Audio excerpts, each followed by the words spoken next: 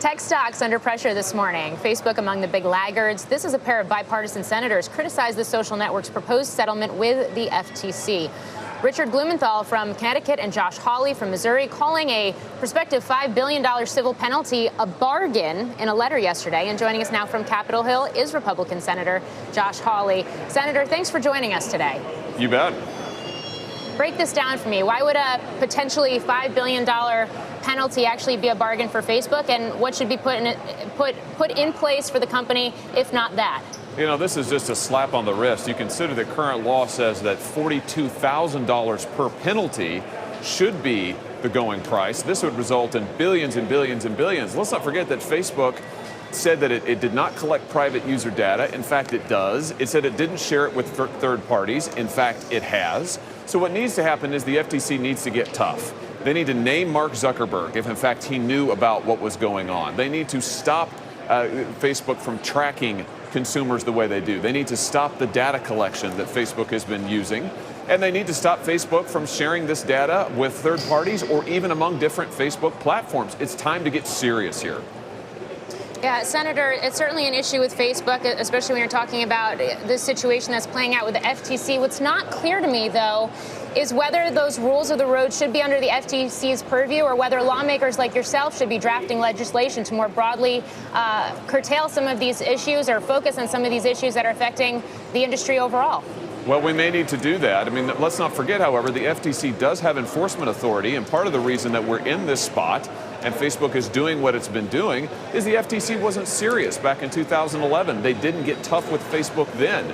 They should have, and now they need to get tough now. They need to impose the penalties that are serious. They need to enforce the law to the maximum extent possible. If they need additional enforcement authority, Congress should look at that, but that's no excuse for not enforcing the law now, and that's what the FTC needs to do. Senator, are you calling for a Facebook-specific punishment here around what they're allowed to do with data, or are you calling for just a new way that we should be looking at companies, Amazon, Google, et cetera, what they're allowed to do with consumer data? Because there are all kinds of companies collecting massive amounts of data, might be misusing it, we don't necessarily know. Well, let's start with Facebook because they're the ones who are currently facing the FTC investigation. And the truth is Facebook is operating under a consent decree in which they agreed not to share user information with third parties without consent.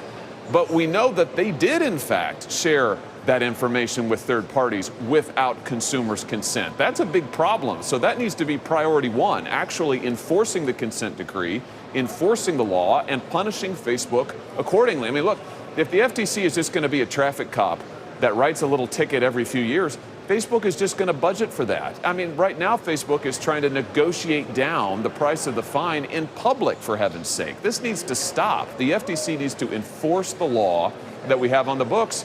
And beyond that, yes, we need to take a look at the whole business model here. Senator, as a practical matter, how can any CEO, in this case Zuckerberg, be held personally liable for the actions of tens of thousands of employees? And to what degree do you see that element as being a deal breaker here? Well, it depends on what he knew. I mean, the answer is if he personally knew what was going on, if he approved of these practices, this third-party sharing of data, for example, then he should be named by the FTC. And the bigger point here is that the FTC needs to get tough. No more slaps on the wrist. They've done that before. Enforce the laws, hold Facebook accountable, and protect consumers.